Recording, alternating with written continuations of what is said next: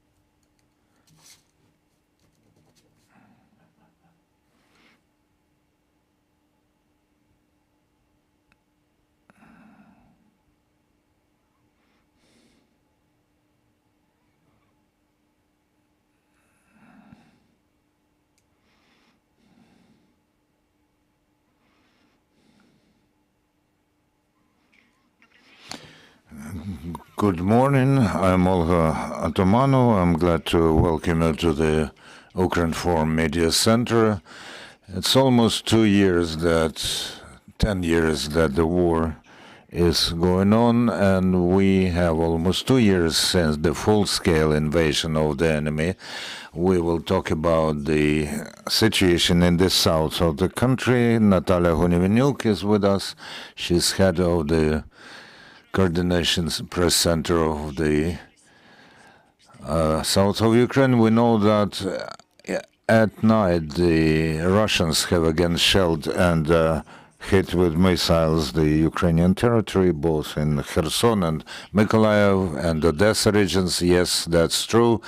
The enemy does not stop its aggressive activity in the direction of the coast, and we especially suffering are the territories that are next to the water. They are using more and more drones now. They are augmenting their efforts, and they are using almost 80 units of drones within our sphere of responsibility every day, mostly in Kherson region, but also some reconnaissance drones and those which may drop fragment ammunition. They are using them from the Kinburn Peninsula in direction of Mykolaiv region, Kusrub and the Kyiv communities, territorial communities. They try to raise the pressure at different directions and fragment the efforts of our defense. However, we are holding, and we are also broadening our grounds on the left bank of the Dnieper. It is evident that the occupiers are losing the initiative in some relations. They had difficulties in forming assault groups. However, they have now renewed these efforts, and last day they held 8 assaults. However, they all flopped, and the enemy had to return to their positions with losses. We have confirmed that 105 enemy soldiers were killed in our sphere of zone of responsibility. We also have liquidated some of their artillery, and they, including those that they use for shelling the right bank of the Dnieper. Now we see that on the direction of Crimea, they are forming some groups that are meant to reinforce their personnel and machinery after heavy losses. Today there was a statement of the general headquarters about our movements on the left bank of the Dnieper. Can you offer us some details? You have to understand that every combat activity is very limited in the information field. In order for it to have any prospects, we inform you of what we can reveal to the society. So today, this is a fact that our work brings results. The grounds that we hold on the left bank of the Dnieper is being broadened. However, you should understand that the front line is very flexible and under the pressure of enemy units, and we have to understand that they have very many soldiers there and also reinforced positions. And while our soldiers have only the Dnieper behind their backs, so you have to be very cautious as far as revealing the information, and you have to limit yourself to the official information. We also had information about explosions in the temporarily occupied city of Berdyansk. Do we have any details? And let's talk also about our resistance movement in the occupied territory. I have to address you taking into account that the resistance movement is working under very harsh circumstances. The enemy, the occupiers, are constantly searching for them and trying to locate them. So every time when we have information about any actions, you have to wait for some time until you really can talk and give confirmation or refute the information that is being thrown into the information space. I tell you once more, the defense forces never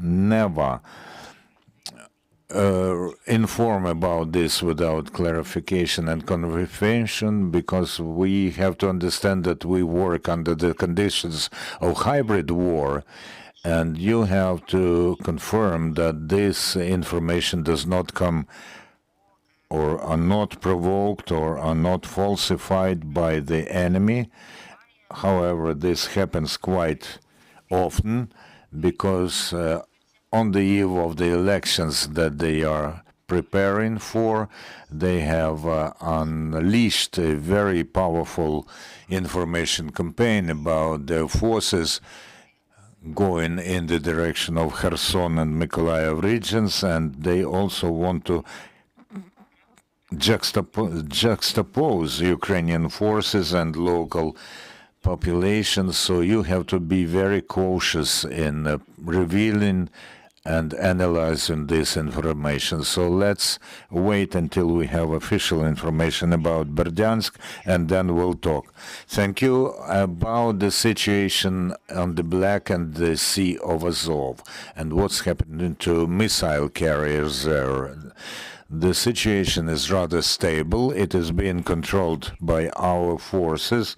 We are monitoring the activities of enemy vessels, including submarines that are now in the sea. You have to know that there's a starting period of the academic year, training year, as far as military sense is concerned, and the Navy has some special tasks like training and working on links between different units. So we may presume that what they are doing in the seas, on the high seas, is that they are training. However, we understand that they all carry combat missiles, so we cannot ignore the threat that they pose, and the training may any time become their combat activities. So we always warn on their presence, on their level of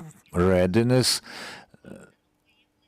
and it is not very easy for our air defense to locate the level of the missile danger.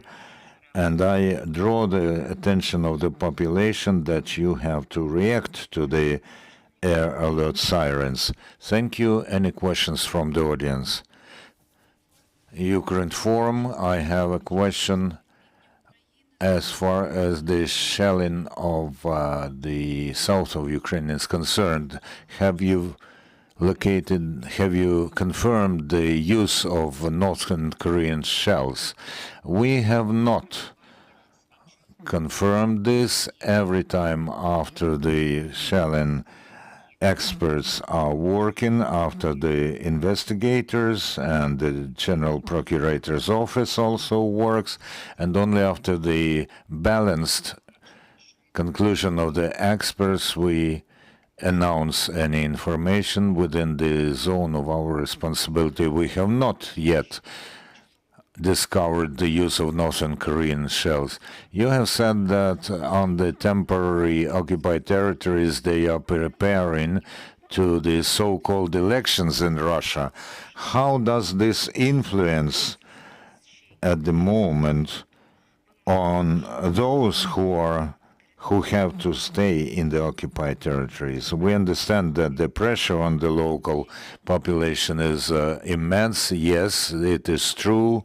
There's pressure, and there's also obligatory passportization, issuing of Russian passports on the temporarily occupied territories, because in order to conduct these elections on the occupied territories, they have to form the visibility of the agreement on the part of the population. So they use all the migration and filtration measures to locate people who have not yet got the Russian red books, the passports, and have not joined the Russian so-called citizenship. Besides, this is a concealed mobilization, because while they are doing this, they see the men of drafting age, and they are enlisting them into the so-called territorial defense units, and then they become the resource of the occupants units which are on the left bank of the Dnieper. Thank you. Thank you for joining our broadcast. Natalia Humeniuk, the head of the Joint Coordination Press Center of the Forces of Defense of the South of Ukraine, was with us. Stay with us. We work together in order to gain victory. Thank you, the Defense Forces, and glory to Ukraine.